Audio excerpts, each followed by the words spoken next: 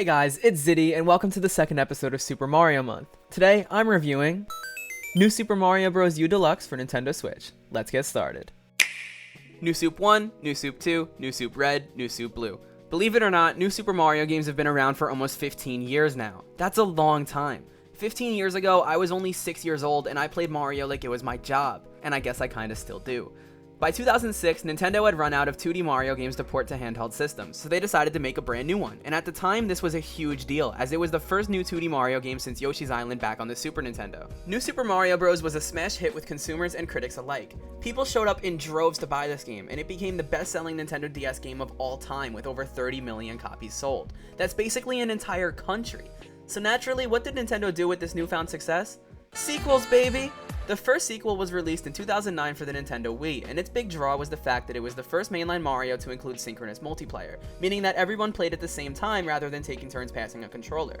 And this game basically did just as well as the first, selling another quick 30 million copies, and becoming one of the best-selling games on Wii. But was Nintendo done there? No, of course not. That takes us to 2012, the end of the f***ing world. Or something like that. Scientists suggest that when Los Angeles sunk into the Pacific Ocean, it was actually caused by Nintendo running New Super Mario Bros. Into the ground.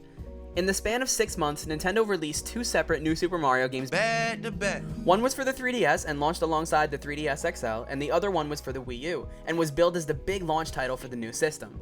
Yes, you heard me right, Nintendo, the same company known for huge groundbreaking and genre-defining launch titles, decided it would be a good idea to push out not 1, but 2 consecutive hardware launches with New Super Mario as the must-have game. And then we all sit and wonder why the Wii U was such a disaster, but looking back, it kinda makes sense. From the jump, it seemed like Nintendo was just trying to extend and capitalize off their major success from the late 2000s with some quick cash grabs. And that's not to say that these later games in the series are bad, far from it, they're pretty great. But it's no secret that they were underwhelming to the vast majority of Nintendo fans and gamers at large. And looking back on everything now, it's clear that the Wii U was just a stopgap for Nintendo, and a necessary step for them to get from the Wii to the Switch. And although being a major commercial failure, the Wii U is honestly a pretty good console. It had great games and it definitely deserved better, but that's a topic for another day. Instead, let's dive into what today's video is actually about: New Super Mario Bros. U Deluxe for the Switch. As was the case last week with my video on Super Mario 3D World, links in description, this game is another port from the Wii U, and also just like last week, it's actually 2 games in one, as it also includes the expansion from 2013 New Super Luigi U. And I know that we could all use more Luigi in our lives, but let's start out with the main course. As I mentioned before, New Super Mario Bros. U originally launched back in 2012, and the New Soup fatigue was very real at the time. Mario fans were truly sick of these games, and I think that because of that, not too many people gave this game a fair shot. So let's give it one today. We'll start at the beginning, with the story. Once again, Mario must save Princess Peach from the evil clutches of Bowser and the Koopalings in order to get that cake. Yeah, boy. That's it, that's the entire story. Thanks for watching, bye! Kidding, don't click away yet. The problem with this story is that it's been used a million times and it's honestly just kind of boring at this point. While the story has never been and will never be the reason to play a Mario game, at least in games like Galaxy or Odyssey, they give you a better sense of urgency while still using the tired damsel in distress trope that we all just put up with for the sake of gameplay. Ah yes, the gameplay. Let's get into that. Odds are, if you've played a Nintendo console in the last 35 years, you've probably played a Mario game. We all know what to expect. You jump on stuff. Goombas, Koopas, Roombas. Wait, scratch that. Don't jump on a Roomba unless you're a cat. Not again. And listen, if it ain't broke, don't fix it, right? Mario basically invented the platformer, and it's a style of game that I personally love, although I couldn't blame anybody for being sick of them. It's hard to get excited about this on a console with games like this or this. And it's even harder to get excited about it on a system that's already full of amazing and interesting platformers like Donkey Kong Tropical Freeze or Hollow Knight or Celeste. In comparison to those, this game just feels kinda plain, and while there's nothing inherently wrong with that, I can't ignore it, and it kinda dampens the experience for me just a little bit. But I digress. I feel like most of the video up until this point has been fairly negative, and that's a bit disingenuous because I'm all about that positivity. And I don't want to sound like I hate this game because I don't. But like all of my relationships, it's just a little complicated. But let's drop all that negativity, light an incense, and focus on the good. Mario feels fantastic. And no, that's not the title of Peach's memoir. These jokes. What I mean is that controlling the characters feels like an extension of yourself once you get the hang of things. Every button press and every movement of the stick has a distinct feeling to it, and when in motion, this game has an energy and inertia to it that just goes unmatched in the 2D platforming genre. It feels like a dream to play, and every slight input has a meaningful and precise output. If you play the game normally, you might not really notice these intricacies, but if you dig a little deeper into the mechanics of it all, it's hard not to appreciate the precision and overall tightness of the gameplay. But a great moveset wouldn't mean much without somewhere to express it, and luckily that's where the fantastic level design comes in. While yes, the game reuses almost every type of Mario trope you could think of, grasslands, deserts, castles, etc., it's what the game does within these settings that really makes it special. Each level is given a level of care rarely seen in gaming. They're full of little intricacies and secrets to discover, and this game easily has the best and most thought out levels in the entire New Soup series. And what that means for the player is that you're constantly being surprised and delighted by strange and unique concepts. Platforms dance around the levels while bombarding you with a beautiful chaos, and honestly, level for level, this game might be up there with the classics. While it's no Super Mario World or Mario Bros 3, it's clear that those games are where the main inspiration lies, and that the developers clearly respect them as much as we do. Not to mention that there's over 160 levels in this package when combining the main game with the expansion, and perhaps the biggest achievement is that each of them feel unique. In a game series that has felt drab and drawn out over the last couple of years, I think people really overlook the incredible amount of work that goes into crafting levels this fun and this well designed. So I'm here to give the devs their flowers. And speaking of flowers, that brings us to the power-ups, and this game has a fair amount of them. You've got your classics like the Fire Flower, Ice Flower, and Superstar, but this game also introduces a brand new one into the mix, the Super Acorn, which transforms Mario and friends into cute little flying squirrels, allowing you to glide in the air, cling to walls, and reduce your fall speed. Also included in this game are the Propeller and Penguin Suit power-ups first introduced in New Soup on the Wii, although in this game you can only find them in Toad houses or after completing the main adventure.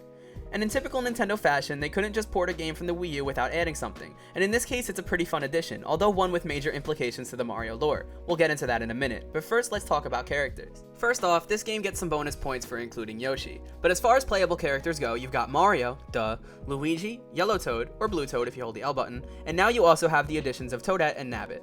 Nabbit is a completely new character who likes to steal items from the Toad houses in the main adventure, and was originally included as a playable character in New Super Luigi U, but he's now playable in either version. His main draw is that he's completely invulnerable to enemies and other hazards, making him a great choice for younger or inexperienced players. The trade-off being that he can't use any power-ups, which is admittedly kind of a bummer. Toadette, on the other hand, is a brand new addition to the game, and this is where the implications come in. Toadette brings with her an all-new power-up known as the Super Crown. This allows her to transform into Peachette, who is decidedly not Princess Peach, but rather a new character of sorts. This transformation allows Toadette to float in the air just like Peach would. This new power-up brings up several questions, like what if another character grabs a Super Crown?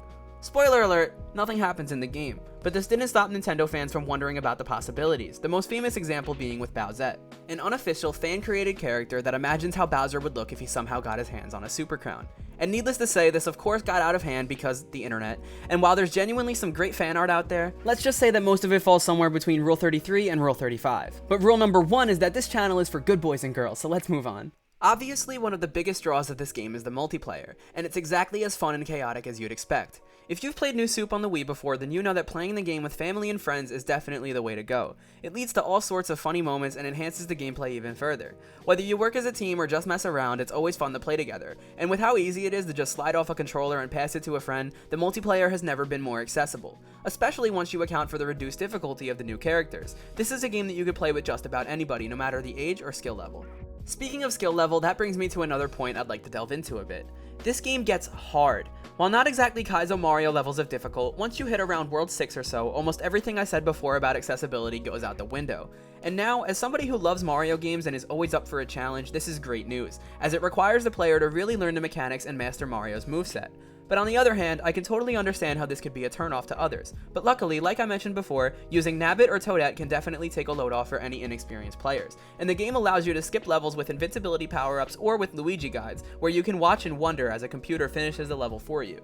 Speaking of Luigi, hold on. You didn't see anything. Speaking of Luigi, the year of Luigi never ended in my heart, so let's give him his moment in the limelight. Like I've mentioned several times, this game is actually 2 in 1, with the second half revolving all around Luigi. This time the story is exactly the same, except without Mario. Why? We don't know. Where in the world is Mario? We don't know that either. But who cares about the story, right, Miyamoto?